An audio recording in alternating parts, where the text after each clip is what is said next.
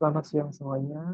Pada kuliah hari ini kita akan membahas tentang operating system atau sering atau dikenal sebagai sistem operasi atau OS. Nah, pada topik kali ini kita akan membahas tentang mengelola, mengkoordinasikan, dan memonitor segala sumber daya dalam perangkat kita.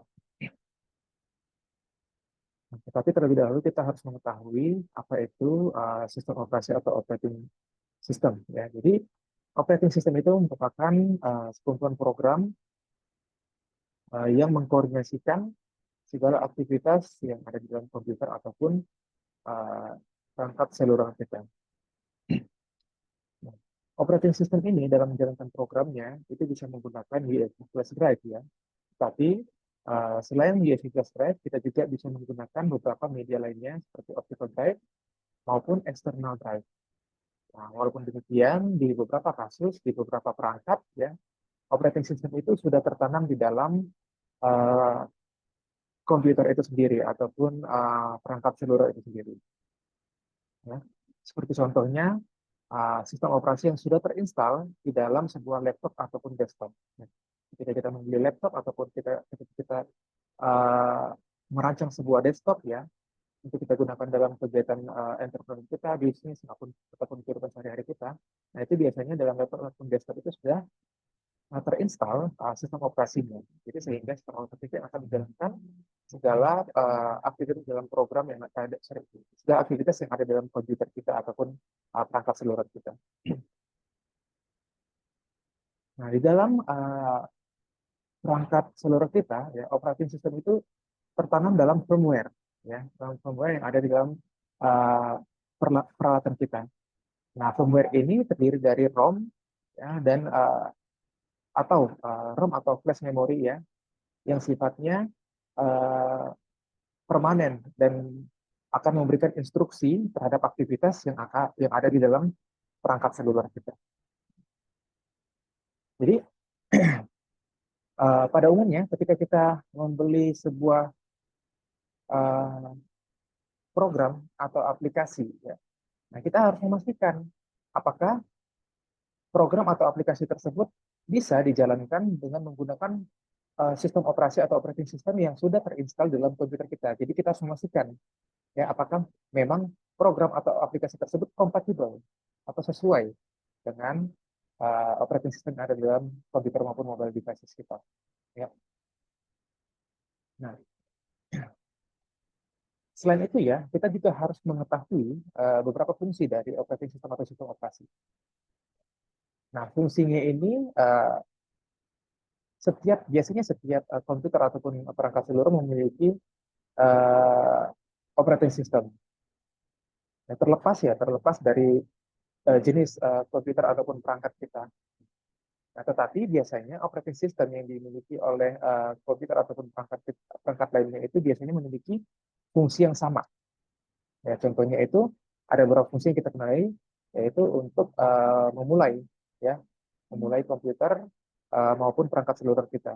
Kemudian mematikan uh, komputer maupun perangkat seluler kita. Ya.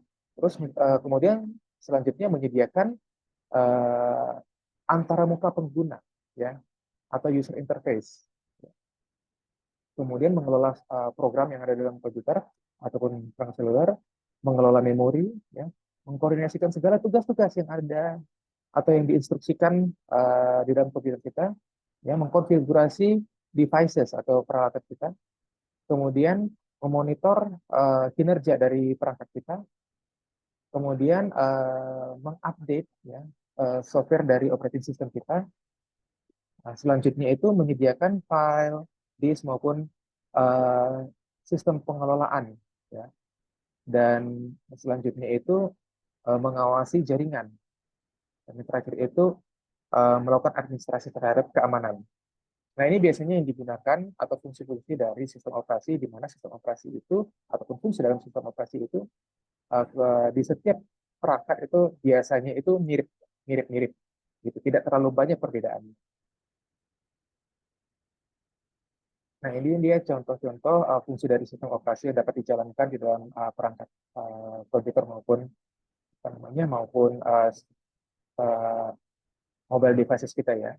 untuk mengupdate software, kemudian menyediakan user interface, ya, mengelola program, kemudian mengelola file, ya, untuk membuat sebuah koneksi terhadap jaringan atau internet, ya, dan lain sebagainya.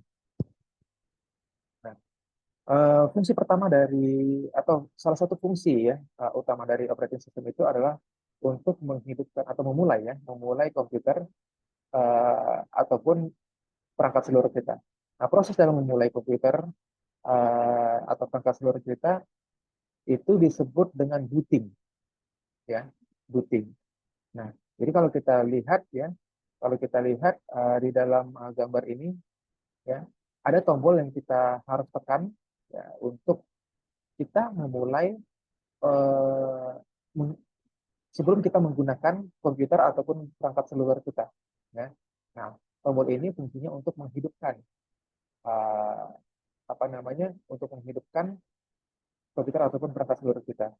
Nah, dalam proses booting itu dikenali yang namanya itu cold boot, ya. Di mana cold boot ini merupakan proses dalam memulai komputer ataupun perangkat seluler kita, ya, dari perangkat kita itu tidak menyala sama sekali, ya, atau dari perangkat kita itu mati, ya. Uh, Kemudian ada yang namanya itu warm boot, ya, proses booting kedua selanjutnya itu warm boot, ya. Nah, warm boot ini uh, kita merestart, ya, memulai kembali, restarting itu memulai kembali, ya, perangkat kita, ya. Nah, biasanya kalau ketika kita restarting atau memulai kembali itu perangkat kita itu dimulai dengan apa? Perangkat yang sudah hidup sebelumnya atau yang sudah nyala sebelumnya. Berbeda dengan cold boot. Kalau cold boot yang memang sama sekali tidak nyala, ya, tidak nyala perangkat kita. Nah, kalau yang warm boot, perangkat kita sudah nyala, kemudian kita akan melakukan restarting, ya, kita akan melakukan restarting atau memulai kembali, dimulai dengan perangkat yang sudah nyala. Nah, terkadangnya di dalam internal hard drive, ya, itu terkadang uh, tidak bisa melakukan booting, ya, tidak bisa melakukan booting atau tidak bisa melakukan uh, starting, ya, terhadap perangkat kita. Nah, dalam dalam kasus ini, ya, dalam kasus ini kita dapat memulai komputer dari boot disk, ya, di mana boot disk ini merupakan media yang dapat dipasang ataupun uh, kita remove, gitu, ya. Nah, seperti apa? Seperti CD atau compact disk, kemudian ada DVD atau USB flash drive, ya. Nah, ini akan membantu kita untuk apa? Untuk melakukan restarting terhadap apa? Terhadap perangkat kita, ya, terhadap perangkat kita. Nah, kemudian ketika kita membeli sebuah komputer, ya, terkadang itu sudah termasuk recovery medianya, ya, dalam bentuk apa? Dalam bentuk CD ataupun DVD. Ya. Nah, jika komputer atau perangkat kita, ya, tidak terdapat recovery medianya, ya, yang dalam bentuk CD ataupun DVD, ya. Nah, biasanya operating system akan menyediakan, ya, akan menyediakan uh, sebuah proses membuat untuk membuat recovery media tersebut, ya, untuk membuat recovery media tersebut, sehingga kita tidak perlu khawatir, ya, jika uh, operating system kita mengalami kegagalan atau korup, ya, atau mengalami error. Nah, kemudian fungsi berikutnya dari operating system itu untuk mematikan atau turning off atau shutting down yang kita kenal di dalam komputer ataupun mobile devices kita, ya. Nah, shutting down ini adalah proses untuk mematikan, ya, perangkat kita, ya, untuk mematikan perangkat kita. Nah, apakah dalam proses mematikan perangkat kita atau powering off, ya, kita ingin mematikan perangkat kita dalam mode itu sleep mode, ya, atau hibernate mode atau mode hibernasi, gitu ya. Nah, eh, kedua mode ini, sleep mode dan hibernate mode, didesain atau dirancang, ya, dirancang untuk menghemat waktu ketika kita ingin menggunakan kembali komputer kita atau perangkat kita, sehingga kita tidak perlu menunggu proses eh, starting, ya. Kalau proses starting ini atau menghidupkan dari awal, atau yang kita kenal tadi dengan cold boot, itu prosesnya biasanya memakan waktu misalnya 1 sampai 2 menit dalam perangkat kita. Tetapi kalau misalnya kita menggunakan proses sleep mode atau hibernate mode, ya, itu biasanya itu lebih cepat, ya. Tidak perlu memulai proses dari awal atau dari perangkat kita mati. Nah, jadi coba kita lihat perbedaan dari sleep mode dan hibernate mode. Sleep mode itu, ya, dalam proses sleep mode itu akan menyimpan segala dokumen atau program yang kita buka, ya, yang kita buka atau yang kita jalankan, ya. Nah, itu adalah sleep mode, ya, sleep mode atau mode sleep, gitu ya.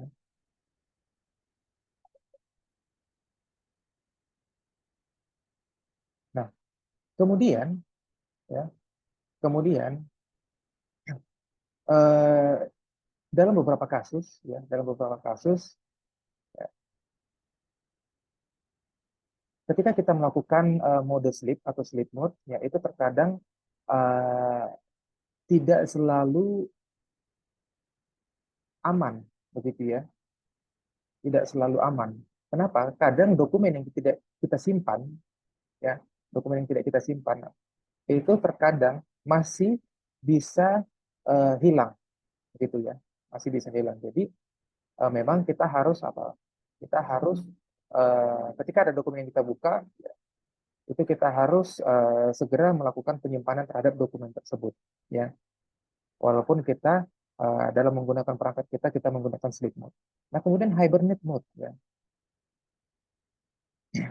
Hibernate mode itu akan menyimpan, ya, menyimpan segala jenis dokumen ataupun program ataupun aplikasi yang ada di internal hard drive, ya, sebelum, ya, sebelum kita removing power. Removing power itu artinya melepaskan segala sumber daya, ya, dari komputer, ya, dari komputer ataupun perangkat kita, ya. Jadi itu kedua perbedaan dari sleep mode dan hibernate, ya.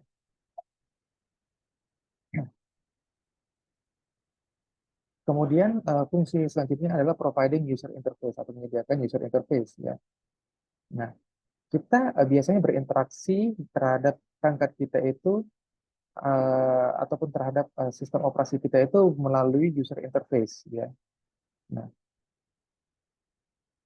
user interface ini, ya, user interface ini akan mengontrol bagaimana kita melakukan data entry, ya, atau kita memberikan instruksi, ya, sehingga apa yang ingin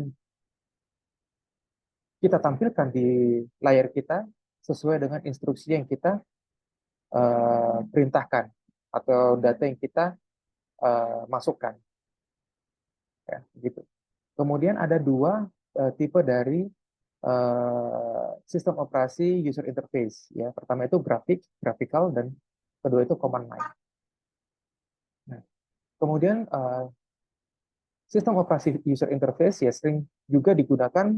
uh, sering juga menggunakan, maksud saya menggunakan kombinasi, ya, kombinasi teknik ini untuk mengetahui bagaimana uh, pengguna berinteraksi dengan komputer, ya. Maksudnya kombinasi ini adalah kombinasi grafikal dan kombinasi command line. Nah, kita lihat ini contoh dari user interface, ya. User interface ada yang kita sebut dengan graphical user interface, ya. Graphical user interface ini merupakan bagaimana kita berinteraksi dengan menu-menu, ya, ya, dengan menu-menu atau gambar-gambar visual, ya, dengan perintah pointing, tapping, clicking, clicking tombol, ya, atau mengklik sebuah tombol, ya, terhadap sebuah objek untuk menampilkan sebuah perintah, ya. Dan kemudian graphical user interface ini dirancang, ya, untuk uh, touch input, ya, atau yang sering sekali kita sebut sebagai touch user interface. Nah, sementara command line interface, ya, untuk mengkonfigurasi perangkat, mengelola sumber daya, ya, kemudian mengelola perintah, ya, kemudian melakukan troubleshoot terhadap jaringan, kemudian untuk uh, melakukan network administrating, ya, untuk melakukan network administrating. Nah, itu menggunakan command line maksud saya command line interface, ya. Nah, biasanya dalam menggunakan command line ini dalam user interface, kita akan melakukan pengetikan, ya, pengetikan perintah, ya, pengetikan perintah, dan kemudian perintah itu akan memberikan instruksi. Perintah yang kita ketik akan memberikan instruksi. Nah, fungsi dari sistem operasi selanjutnya adalah managing program atau mengelola program. Ketika komputer sedang menjalankan beberapa macam program, ketika komputer sedang menjalankan beberapa macam program, ya, satu program akan muncul uh,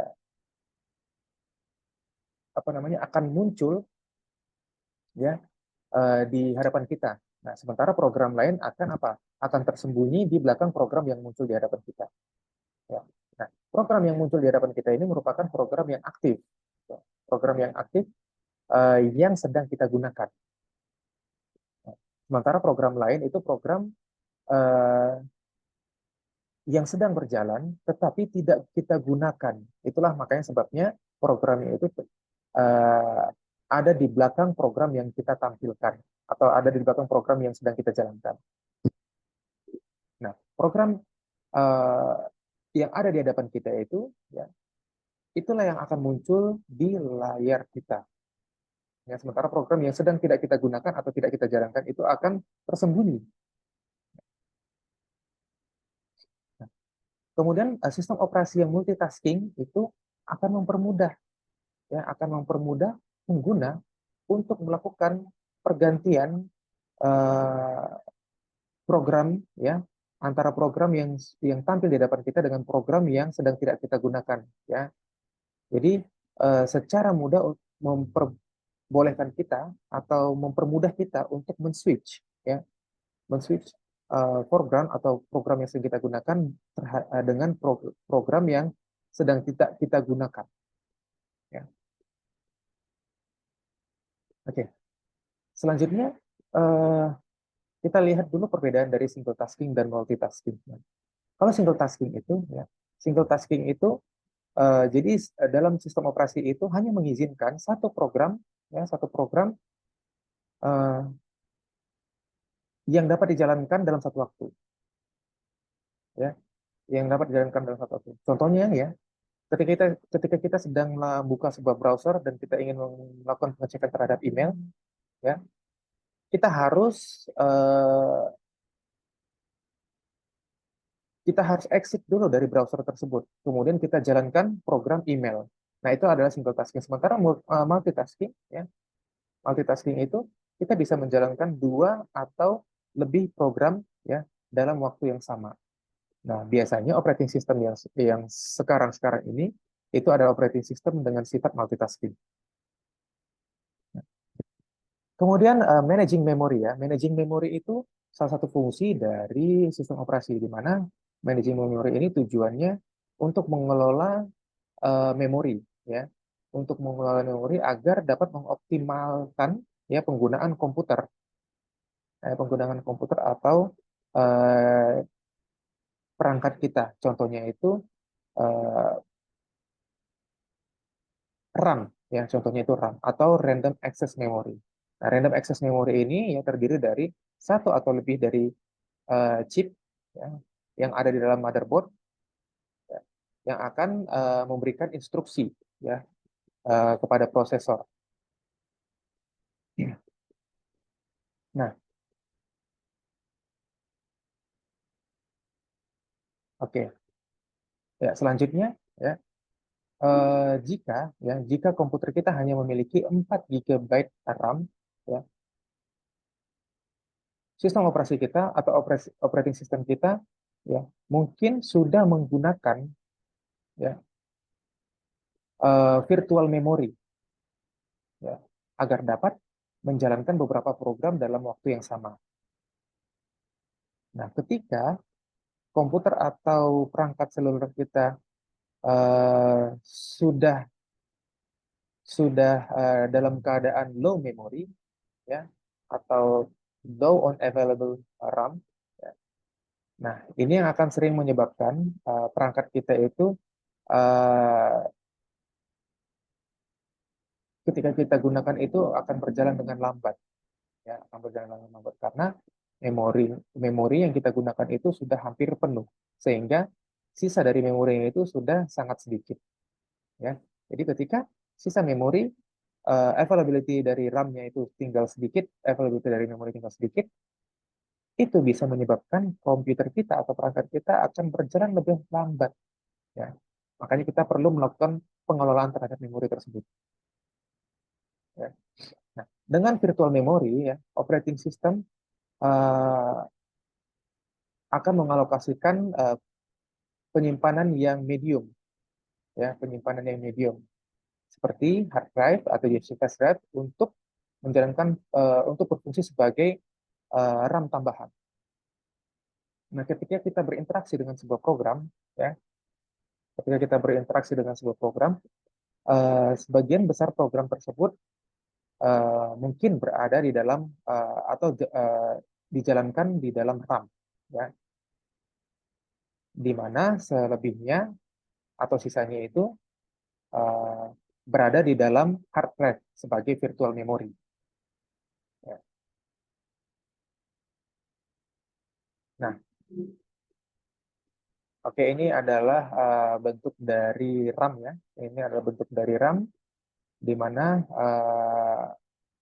ini adalah secara fisik RAM yang ada di dalam perangkat kita. Kemudian yang di bawah ini adalah hard drive, di mana hard drive ini kalau kita buka hard drive ini bentuknya secara fisik itu berupa piringan. Kemudian kita selanjutnya akan membahas jenis dari sistem operasi. Ya. Jadi beberapa sistem operasi ya yang dijalankan dalam beberapa dalam komputer ataupun perangkat kita ya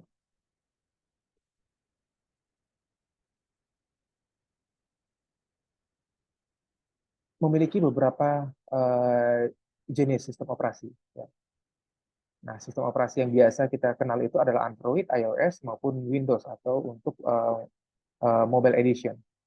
Nah, beberapa sistem operasi mobile ya, beberapa sistem operasi mobile biasanya ya biasanya itu sudah ada sudah tersedia ya, sudah tersedia uh, beberapa program seperti kalender, kontak management, text messaging, email, touchscreen, ya. Kemudian digital kamera, media player, speech recognition, pengenalan suara, ya, browser, GPS, ya. Kemudian accelerometer, kemudian untuk jaringan seperti wireless connectivity, kemudian seperti seluler, WiFi, dan Bluetooth. Ya. Nah, dalam server operating system, jadi sebuah di dalam server operating system ini, jadi sebuah server operating system ini merupakan uh, operating system yang sifatnya multi user yang dapat mengorganize dan mengkoordinasikan beberapa multiple users atau pengguna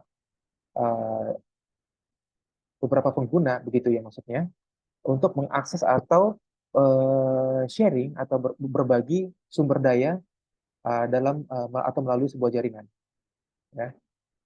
Nah, server operating system dapat menghandle ya dapat menghandle banyak transaksi ya banyak transaksi ya. Kemudian dapat mensupport komunikasi dalam skala besar ya komunikasi dalam skala besar dan biasanya memiliki kemampuan untuk melakukan backup terhadap data. Nah, contoh dari server operating system ya yaitu Windows Server. Windows Server ini merupakan ciptaan dari Microsoft ya. Kemudian ada Mac OS Server. Nah, ini diciptakan oleh Apple. Ya, kemudian Unix ya. Selanjutnya ada Linux. Jadi ini beberapa contoh dari server operating system. Ya, jadi itu adalah pembahasan kita pada hari ini mengenai operating system. Nah, sebagai kesimpulan di akhir dari topik kita hari ini, ya, ketika kita sudah mempelajari uh, beberapa beberapa jenis, kemudian beberapa fungsi dari operating system, nah maka kita akan mampu untuk menjelaskan tujuan dari sebuah operating system. Dan kita juga bisa mendescribe atau mendeskripsikan ya proses start, kemudian proses shutting down dari sebuah komputer, ya.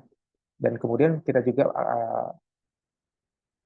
setelah mempelajari topik ini kita akan uh, mampu membedakan graphical user interface, command line user interface, dan mengelola program, ya, mengelola memori, ya. Kemudian kita juga bisa mengkonfigurasi ya perangkat, ya, mengkonfigurasi perangkat, kemudian memunculkan koneksi internet, ya. Nah, selanjutnya juga kita juga bisa mengetahui jenis-jenis dari operating system seperti Windows, Mac OS, Unix, Linux, dan ada juga yang baru-baru ini adalah Chrome OS. Ya. Nah, kemudian operating system ya selain digunakan atau dijalankan di komputer kita, itu juga berapa dijalankan di mobile devices kita, di mana mobile devices ini operating system yang menggunakan Google Android, Apple iOS, dan Windows. Ya, jadi sekian topik kita pada hari ini. Semoga topik ini bermanfaat ya bagi kita semua. Terima kasih. Selamat beraktivitas kembali.